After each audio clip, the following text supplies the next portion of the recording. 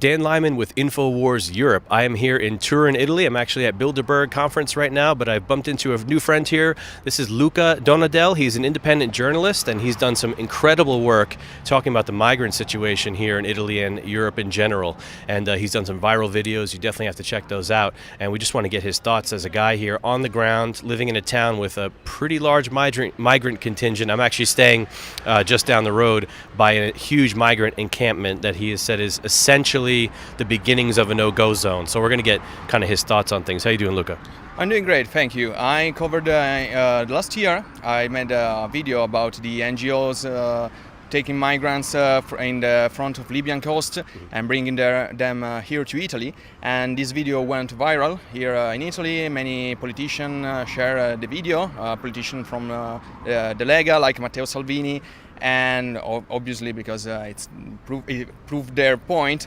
But what was funny is that, as I point out in my video, and if you could check it out, there are English subtitles so you can understand it, and is that the mainstream media was spreading fake news about the fact that the rescue were taking place in the in the Gulf of Sicily. And it was not true at all, because the NGO ships are in the front of the coast of Libya, and it's like a whole different zone. So we had the mainstream media, the Italian mainstream media, that were spreading fake news.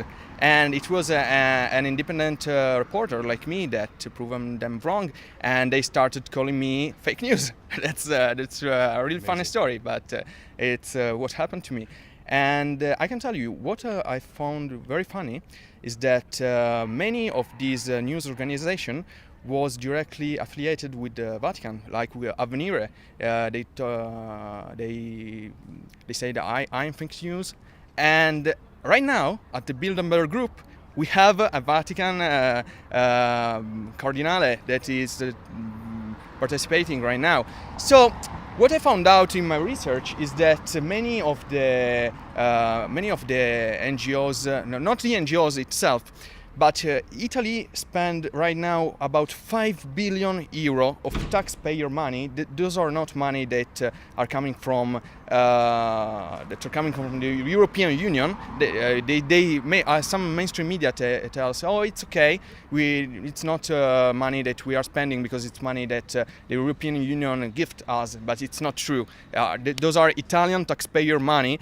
We spend 5 billion, not million, billion.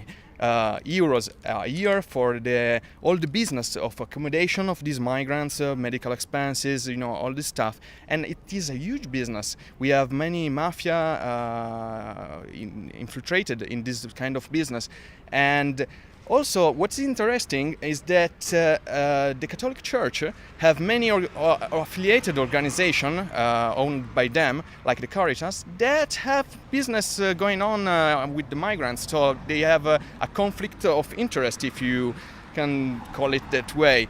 And it's interesting because you see, well, why is the Vatican all have to do with this? I'm not Christian, I'm an atheist, but I ask myself, well, what's the point of this? Why there is the Vatican? What have the Vatican have to do with the Bilderberg Group? What they have to do with all this business? You really have to ask yourself what this is all about. Yeah, I don't think they're taking too many migrants at the Vatican, except for maybe a photo op. They have very big walls there, and the Pope likes to live behind a lot of border security there. Tell me a little bit about the migrant situation specifically in Turin, because I've noticed there's a pretty good amount of them. I went to the park the other day; they were everywhere in the park. How has it been here for you guys specifically in Turin? Well, the situation here is tragic because we had leftist mayor that was Pietro Fassino that built many refugees camps, and we've taken so many refugees here. The problem is that right next to Lingotto there is a complex that was built there was housing for the Olympic Games, and they were just after the Olympic Games they were left there, and nobody lived there, and it was squatted by about 1,000 migrants, and that's huge. That's a huge public security problem, because nobody can do something about that. We have to bring the army to move these people. It's a really big risk, and we had several incidents about girls that were passing by, that were raped, and police can't really do something about it. It was very difficult to find out who were the aggressor, to take these people, arrest these people, because what can you do when you have 1,000 people that you don't know nothing about? They have no documents, they have nothing, and it's a huge problem here, a huge security problem and a huge taxpayer problem, because we are paying for all these police, we are paying for all these people, and well, it's like I've seen in Sweden or in other parts of Europe, they are starting to have what they call the no-go zones.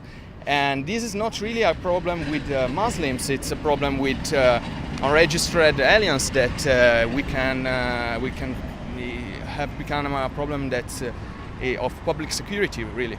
How has it been in the last couple of years since they got here in terms of crime and security in general? It has been tragic, because obviously these people can't be absorbed into the workforce, because sadly they just have they can't do anything, because here in Italy we have a huge problem with youth unemployment. We have youth unemployment that is something from 30 to 40%. That's terrible. And if Italians that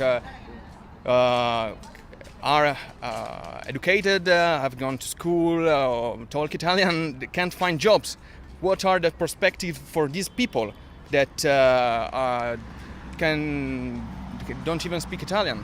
Well, what they can do? So they do crimes. It's pretty logical, because they don't have anything else to do. They try to live day by day, and there is really no opportunity for anyone here, and so these kind of people just stay there. And what I think is more important is that the politicians don't really have a solution for this. They just cover the problem, hopes that mainstream media doesn't really talks about this. And if you criticize this problem, I'm just pointing this problem out like I do, what's incredible is that you are automatically a racist. And it's not even talking about the color of the skin or anything like that. You're just saying, wait, maybe we have a problem. Maybe we should do something about it, because it's not good for us. It's not good for these people. And well, what happens is that the mainstream media point at you. You're a racist. You're a fascist. You're a xenophobe. So that's the problem we have here in Turin, and it's I hope the new government that is from Northern League, Matteo Salvini, and Five Star Movement have promised to do something about this. Let them work. Maybe they can figure something out, but maybe don't. I don't know. Give us a prediction if they do start mass deportations, as they have promised to do. Yeah. How would that, in your mind, look here? How do you clear out a space like that, and where do you put them? That is the problem, because mass deportation, if you want to call that like that, it's going to be very expensive, very, very expensive, because if immigration is expensive, because we have to pay for accommodations for the people, medical expenses, all that stuff, security, and trade deportation, it's going to be super expensive, because we have a security problem. You just can't say go there and tell, well, you know what, you have to go. They are not going to go. You have to take them, put them on a plane, find out what their country of origin is. That's very complicated. So I think the government we have right now have at least tried to say something about it. At least does recognize that there is a problem, because the past government with the Democratic Party just didn't really care. They were okay with this, but I think it's going to be a huge challenge for this government too, to do something about this, because it's not easy. It's not.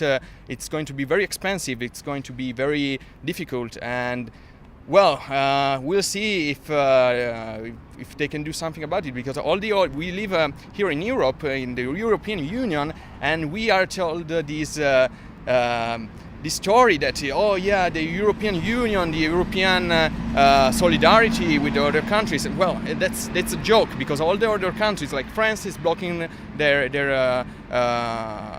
The waterways, the ports, right? Yeah. You don't ever hear about boats going into France. Yeah, they don't want migrants. Austria don't want migrants from Italy. Nobody wants them. So Italy is left alone to face this problem, and nobody cares in Europe about this. So we will have to face this for ourselves. Even if you had a clear pathway to clear some of these people out without any opposition from the left, it would be very difficult. But in addition, there will be Antifa out, there will be leftists out, they'll be out trying to prevent this from happening. It'll be happening at the political level, from Brussels, from Rome, from the Vatican even. So it's going to be a very interesting road ahead for Italy, but we'll be keeping an eye on things here. We're going to hope for the best for them. We just had some birds come right through the shot there. Anyways, thank you so much for your time, Luca. Thank you. And Dan Lyman with InfoWars Europe, coming to you from Bilderberg and Turin, Italy. Signing off. Remember the old days of the internet, when we communicated with each other directly, email to email? You've got mail. But then Google came along and said, we've got Gmail. Why, it's free, but of course we read what you say and what you do. And then now more and more, these big globalist companies like Facebook, Twitter, and Google, if they don't like you, they simply ban you. And of course, if you're a conservative, they just list you as a Nazi. That's right, the entire Republican Party of California. Ladies and gentlemen, these platforms were useful for us to reach each other while they were still somewhat open and free. But the big monopoly companies only did this to consolidate the market. Now they're using that monopoly power, like all monopolies do, to abuse the general public. That's why it's more important than ever that you visit newswars.com and infowars.com themselves, so the globalists can't censor you as easily. But just as important is email. We need to be able to talk to you directly. That's why it's critical that you go to infowars.com/newsletter and sign up for the free newsletter. Also, under every article at infowars.com and newswars.com, you can see the little sign up box. It's absolutely free. And that way, no matter what happens, we can send you articles, videos, special coupon codes for the shopping cart, you name it. It is now absolutely essential, according to all the internet experts I talked to, that everybody start going back more and more to independent email so that we can bypass the censorship in case the globalists are able to overthrow Trump, set off a nuke, launch a new war, release a virus on the web that cripples the normal systems. There's 100 different scenarios, but email is basically like the shortwave or Morse code of communications.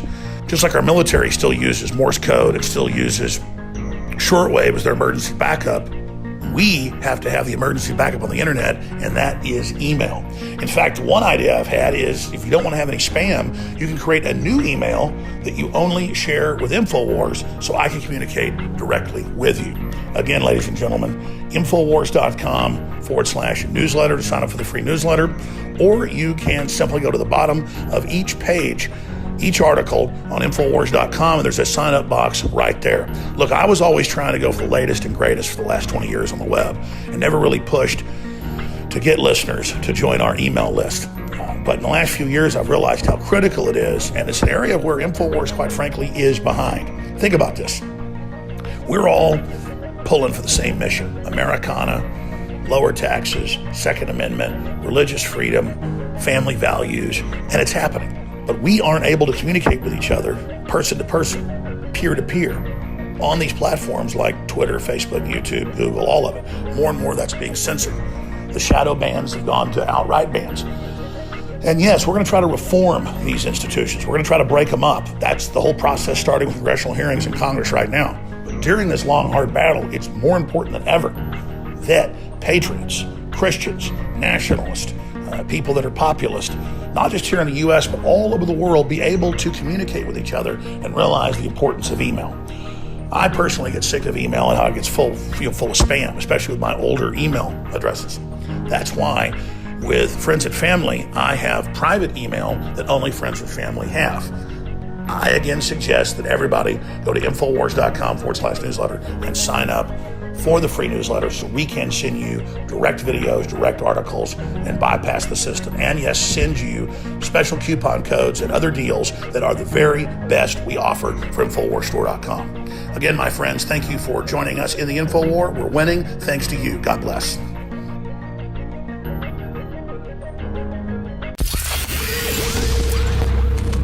If you are receiving this transmission, you are the resistance.